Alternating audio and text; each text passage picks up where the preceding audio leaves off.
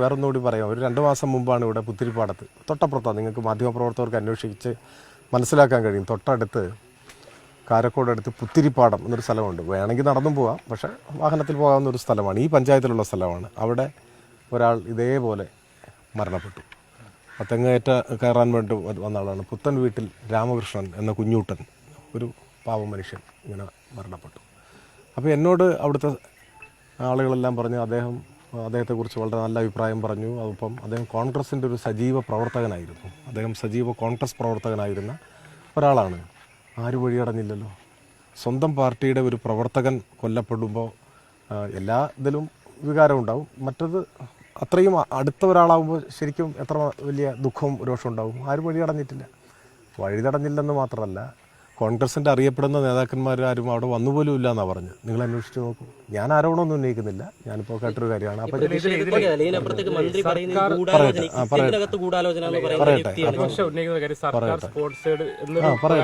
പറയട്ടെ ഞാൻ പറയുന്നത്, അപ്പോൾ സ്വന്തം പാർട്ടിയുടെ പ്രവർത്തകനായ ഒരാൾ ഇത്തരം ഒരു ദുരന്തത്തിനിരയായപ്പോൾ ആരും വഴി തടഞ്ഞില്ല, ആരും പ്രതിഷേധിച്ചില്ല. കാരണം അപ്പോൾ ഉപതെരഞ്ഞെടുപ്പില്ല. അതാണ്, അവിടെയാണ് എനിക്ക് അതിൽ വിമർശനമുള്ളത്. ഇപ്പോൾ ഉപതെരഞ്ഞെടുപ്പുണ്ട്. അപ്പോൾ ഇത്തരം കാര്യങ്ങളെ രാഷ്ട്രീയമായി ഉപയോഗിക്കരുത്. ഇപ്പോഴും ഞാൻ നിങ്ങളോട് സംസാരിക്കുന്ന ഉത്തരവാദിത്വ ബോധത്തോടെയാണ്. വേണമെങ്കിൽ എനിക്ക് പറയാം, ഇപ്പോൾ അറസ്റ്റ് ചെയ്യപ്പെട്ട ആളുകളുടെ രാഷ്ട്രീയം പറയാം. ഞാൻ പറഞ്ഞിട്ടില്ലല്ലോ. അതിലെ പ്രധാന പ്രതിയുടെ സംബന്ധിച്ച് അതൊക്കെ മാധ്യമങ്ങൾ ആലോചിച്ചോളൂ. ഇനിയിപ്പോൾ അദ്ദേഹം ഏത് പാർട്ടിയിൽപ്പെട്ട ആളാണെങ്കിലും ആ പാർട്ടിക്ക് പങ്കുണ്ടെന്ന് നമുക്ക് പറയാൻ പറ്റില്ല. കാരണം ഒരു പാർട്ടി ആലോചിച്ചിട്ടൊന്നും അല്ലല്ലോ. പ്രതികൾ പല പാർട്ടിയിലും പെട്ടവരുണ്ടാവും. പക്ഷേ അതിനെ നമ്മൾ രാഷ്ട്രീയമായല്ല കാണേണ്ടത്. ഇപ്പം മരിച്ചവർ രാഷ്ട്രീയമുണ്ട്. ഇതാ നിങ്ങൾ ഈ വീട് അന്വേഷിക്കുക, ഒരു രജനി പാർട്ടി മെമ്പറാണ്. നമ്മളതിൽ രാഷ്ട്രീയമല്ലല്ലോ പറയുന്നത്. ഇതൊക്കെ ആർക്കും സംഭവിക്കാവുന്ന ദുരന്തമാണ്. മരിക്കുമ്പോൾ ഇത്തരത്തിലെ രാഷ്ട്രീയവൽക്കരിക്കാനോ രാഷ്ട്രീയ മുതലെടുപ്പ് നടത്താനോ ശ്രമിക്കുന്നത് മനുഷ്യത്വപരമല്ല. അതുകൊണ്ട് ഞാനിപ്പോഴും പ്രതിയുടെ രാഷ്ട്രീയം നിങ്ങളോട് പറയാൻ ഉദ്ദേശിക്കുന്നില്ല. രാഷ്ട്രീയ ആരോപണം ഉന്നയിക്കാൻ ഞാൻ ഈ അവസരം ഉയർത്തുന്നില്ല. ആകെ ഞാൻ പറഞ്ഞത് 2 മാസം മുൻപ് ദാരുണമായൊരു സംഭവം, ഇതേപോലൊരു സംഭവം നമ്മുടെ തൊട്ടടുത്തുണ്ടായിട്ടും അന്ന് വഴിതടയുകയോ പ്രതിഷേധിക്കുകയോ ചെയ്യാതിരുന്നത് ഈ ഉപതെരഞ്ഞെടുപ്പില്ലാത്തതുകൊണ്ടാണ്. അപ്പോൾ ഉപതെരഞ്ഞെടുപ്പ് സമയത്ത് ഇങ്ങനെ വേണമെന്നുള്ളത് അവരാലോചിക്കട്ടെ, അവരാണ് തീരുമാനിക്കേണ്ടത്. എനിക്കതിൽ വേറെ ആരോപണമോ ആക്ഷേപമോ ഒന്നുമില്ല. നിങ്ങൾ പറഞ്ഞ വിഷയം, മന്ത്രിയുടെ പ്രസ്താവന ഞാൻ കേട്ടിട്ടില്ല. അത് അദ്ദേഹത്തിന് എന്തെങ്കിലും വിവരം ലഭിച്ചതിൻ്റെ അടിസ്ഥാനത്തിലാണോ പറഞ്ഞതെന്നുള്ളത് പരിശോധിക്കണം. എനിക്കത് മനസ്സിലാക്കിയാൽ മാത്രമേ പറയാൻ കഴിയൂ. നിങ്ങൾ പറയുമ്പോൾ മാത്രമാണ് ഞാനത്.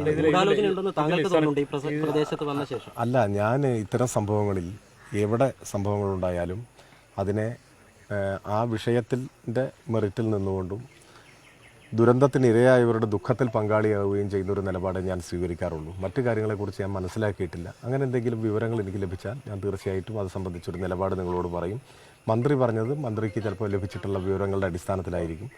ഭരണ സംവിധാനത്തിൻ്റെ ഭാഗമായിട്ടുള്ള ചില സൗകര്യങ്ങൾ അവർക്കുണ്ടല്ലോ. എനിക്ക് അത്തരം കാര്യങ്ങളെക്കുറിച്ച് അറിവില്ല. അല്ല, അതറിയില്ല. അദ്ദേഹം ഏത് വിവരങ്ങളുടെ അടിസ്ഥാനത്തിലാണ് പറഞ്ഞതെന്ന് അറിയില്ലല്ലോ. അപ്പോൾ അത് മനസ്സിലാക്കാതെ ഞാനൊരു കമന്റ് ചെയ്യുന്നത് ഉചിതമല്ല. അവർ ഇന്നലെ പ്രതിപക്ഷം ഉന്നയിച്ച കാര്യം KCBയുടെ അനാസ്ഥ ഇതിലുണ്ട്, അതുകൊണ്ട് തന്നെ സർക്കാർ സ്പോൺസേഡ് കൊലപാതകം അതിൽ ഞാനതാണ് പറഞ്ഞത്. ഒരു അപകടം നാട്ടിൽ നടക്കുമ്പോൾ, ഒരു കുറ്റകൃത്യം നടക്കുമ്പോൾ നമ്മൾ ഇങ്ങനെ ഒരു നിലപാട് സ്വീകരിച്ചാൽ, ഇപ്പോൾ നിലമ്പൂർ നിയമസഭാ മണ്ഡലത്തിൻ്റെ ഗണ്യമായൊരു ഭാഗം വനാതിർത്തിയാണ്. ഇവിടെ തന്നെ ജനിച്ചു വളർന്ന ഒരാളെ നിലക്കും ഈ നിയോജക മണ്ഡലത്തിലെ വിവിധ പഞ്ചായത്തുകളിൽ ദീർഘകാലം ജീവിച്ച ഒരാളെ നിലയ്ക്കും ഈ അതിർത്തിയെല്ലാം എനിക്ക് സുപരിചിതമാണ്. ഇവിടങ്ങളിൽ ഇങ്ങനെയുള്ള സംഭവങ്ങൾ മുൻപ് ഉണ്ടായിട്ടുണ്ട്. ചില ഇടവേളകളിൽ ഇങ്ങനെ സംഭവിച്ചുകൊണ്ടേയിരിക്കുന്നുണ്ട്. അത് പല സർക്കാരുകൾ ഭരിക്കുമ്പോഴുണ്ട്, UDF ഭരിക്കുമ്പോഴുണ്ട്. UDF നേതാക്കന്മാർ ഇവിടെ നിന്നുള്ള ആളുകൾ മന്ത്രിമാരായിരിക്കുന്ന സമയത്തുണ്ടായിട്ടുണ്ട്. പക്ഷെ അന്നൊന്നും ആരും ഇങ്ങനെ ആരോപണം ഉന്നയിച്ചിട്ടില്ല. അതൊരു ഉചിതമല്ല. കാരണം ഗവൺമെൻറ് സംവിധാനം ഇത്തരത്തിലൊരു പ്രശ്നം വന്നു കഴിഞ്ഞാൽ തുടർ നടപടി സ്വീകരിക്കുകയാണ് വേണ്ടത്. അല്ലാതിപ്പോൾ ഗവൺമെൻറ് ഇത്തരം കുറ്റകൃത്യങ്ങൾക്ക് കൂട്ടുനിൽക്കുമോ? LDF ആണെങ്കിലും UDF ആണെങ്കിലും രണ്ടുമില്ല. പക്ഷെ വേണമെങ്കിൽ ആരോപണം ഉന്നയിക്കാം, സമരം ചെയ്യാം. പക്ഷെ അതൊക്കെ നമ്മുടെ മനസാക്ഷിയോട് ചോദിക്കേണ്ട ഒരു കാര്യമാണ്. അത്രയും എനിക്കതിൽ പറയാം. സ്വന്തം വിളയാക്കാൻ ഫെൻസിങ് നടത്തേണ്ടി വരുന്ന മേഖലയിൽ ചില സ്ഥലത്ത് ഇവിടെയുണ്ട്. അനധികൃതമാണെങ്കിലും സ്വന്തം വിളകാക്കാൻ വേണ്ടിയിട്ട് ഒരു ഗതികേടാണ്. അപ്പോൾ അതിനൊരു ശാശ്വത പരിഹാരം വേണ്ട. ഇപ്പോൾ ഇത്തരം വിഷയങ്ങൾ, ഇപ്പോൾ ഈ ഇന്നലെ ഉണ്ടായ സംഭവത്തിൽ തന്നെ കോൺഗ്രസ് ആദ്യം ആരോപണം ഉന്നയിച്ചത് ഈ മനുഷ്യ വന്യമൃഗ സംഘർഷവുമായി ബന്ധപ്പെടുത്തിയാണ്. പിന്നെയാണ് ഈ പന്നിക്കണി അടക്കം വന്നത്. അപ്പോൾ ഏത് വിഷയവും അങ്ങോട്ടേക്ക് ഫോക്കസ് ഡൈവേർട്ട് ചെയ്യാൻ ശ്രമം ഇപ്പോൾ ഈ പ്രതിപക്ഷത്തിൻ്റെ ഭാഗത്തുനിന്ന് ഉണ്ടാകുന്നതായി സംശയിക്കുന്നു. ഈ വന്യജീവി മനുഷ്യ സംഘർഷം മലയോര മേഖലയിലെ ഗൗരവമുള്ളൊരു പ്രശ്നമാണ്. അതീവ ഗൗരവതരമാണ്. നമ്മളൊക്കെ അതിൻ്റെ ഇരകളാണ് പല അർത്ഥത്തിൽ. അപ്പോൾ അതിനെതിരായിട്ട് വലിയ പ്രതിഷേധം ഉയർന്നു വരുന്നുണ്ട്. മലയോര മേഖലയിലെ ജനങ്ങളുടെ ജീവനും സ്വത്തിനും അവരുടെ കൃഷിക്കും സംരക്ഷണം കൊടുക്കുന്ന കാര്യത്തിൽ ഇപ്പോൾ ബാധകമായിട്ടുള്ള നിയമം, വന്യജീവി സംരക്ഷണ നിയമം ഒരു പരിഗണനയും കൊടുക്കുന്നില്ല എന്നതാണ് വസ്തുത. ഈ സ്വീകരണ കേന്ദ്രങ്ങൾ പ്രസംഗിക്കുമ്പോൾ ഞാൻ ഈ വിഷയവും പരാമർശിച്ചിട്ടുണ്ട്. പക്ഷേ നിങ്ങളെല്ലാം ഏറെക്കുറെ എന്നെ അനുധാവനം ചെയ്തിട്ടുണ്ട്. ഈ സ്വീകരണ കേന്ദ്രങ്ങൾ, ഒരൊറ്റ സ്വീകരണ കേന്ദ്രത്തിൽ പോലും വന്യജീവി സംരക്ഷണ നിയമം പാസ്സാക്കിയത് ആരാണ് എന്ന വിഷയം ചൂണ്ടിക്കാട്ടി രാഷ്ട്രീയ വിമർശനം ഞാൻ ഉയർത്തിയിട്ടില്ല. നിങ്ങൾ പരിശോധിച്ച് നോക്കൂ നിങ്ങളുടെ കയ്യിലുള്ള വെയിറ്റ്. അതെനിക്കറിയാത്തത് കൊണ്ടല്ലല്ലോ. വന്യജീവി സംരക്ഷണ നിയമം ഇന്ത്യൻ പാർലമെൻറ്റിൽ പാസ്സാക്കിയത് ആരാണെന്നും അത് പാസ്സാക്കിയ സമയത്ത് മനുഷ്യജീവന് വില കൽപ്പിക്കാതെ പോയത് എന്തുകൊണ്ടാണെന്നും പറയാനറിയാത്തതുകൊണ്ടല്ല. പക്ഷെ ഒരു തെരഞ്ഞെടുപ്പിൻ്റെ മുൻപിൽ ഇത്തരം വിഷയങ്ങളെയെല്ലാം ഇത്തരം രാഷ്ട്രീയമായ ആരോപണങ്ങളുടെ ഭാഗമായിട്ടല്ല കാണേണ്ടത് എന്നാണ് എൻ്റെ ബോധ്യം. ശരി, ഒരു കാലത്ത് അങ്ങനെ പാസ്സാക്കി പോയി. ഇപ്പോൾ ഭരിക്കുന്നവർ അത് ഭേദഗതി ചെയ്യണം. അതാണ് നമുക്ക് പറയാൻ കഴിയുന്നൊരു കാര്യം. പരസ്പരം കുറ്റപ്പെടുത്തുന്നതിൽ അർത്ഥമില്ല എന്നാണ് ഞാൻ കരുതിയത്. അതാണ് ഞാൻ പറഞ്ഞത്. നിക്ഷിപ്തമായ താല്പര്യങ്ങളോടെ അല്ല ഇത്തരം പ്രശ്നങ്ങളെ കാണേണ്ടത്. പ്രശ്നം വന്യജീവി സംരക്ഷണ നിയമം മനുഷ്യൻ്റെ ജീവന് വില കൽപ്പിക്കുന്നത്, മലയോര മനുഷ്യരുടെ ജീവനല്ല പരിഗണന കൊടുക്കുന്നത്. പരിസ്ഥിതി സംരക്ഷിക്കപ്പെടേണ്ടതാണ്. മനുഷ്യൻ പരിസ്ഥിതിയുടെ ഭാഗം കൂടിയാണ്. ആ കാഴ്ചപ്പാട് വേണം. ഇപ്പോൾ ഉയർന്നു വരുന്ന പ്രശ്നം ആ നിയമം പൊളിച്ചെഴുതണം എന്നതാണ്. നിയമം പൊളിച്ചെഴുതണം. അതിന് രാജ്യം ഭരിക്കുന്നവർ നേതൃത്വം കൊടുക്കണം. 2 വന്യജീവികളുടെ ആക്രമണം ഫലപ്രദമായി തടയുന്നതിന് സമഗ്രവും ശാസ്ത്രീയവുമായൊരു പദ്ധതി കേരള സർക്കാർ സമർപ്പിച്ചിട്ടുണ്ട്. അതിന് അംഗീകാരം കിട്ടിയിട്ടില്ല. അതിന് അംഗീകാരം കൊടുക്കണം. ഈ 2 പ്രശ്നങ്ങൾ നിർബന്ധമാണ്. മലയോര മേഖലയിലെ ജനങ്ങളെ, കർഷകരെ മനുഷ്യരായി കണക്കാക്കണം.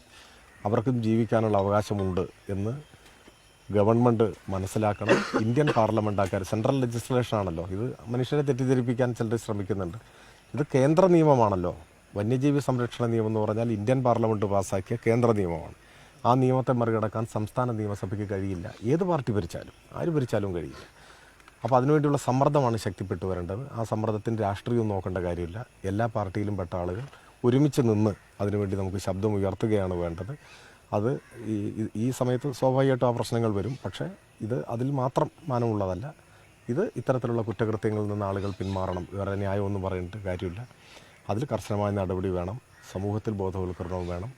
ഏതായിരുന്നാലും മരണപ്പെട്ട ജിത്തുവിൻ്റെയും കുടുംബാംഗങ്ങളുടെയും, ഇവരെല്ലാം അടുത്ത ബന്ധുക്കളാണ്. ഈ കുട്ടികളെല്ലാവരും എല്ലാം തൊട്ടടുത്തുള്ള വീടുകളാണ്.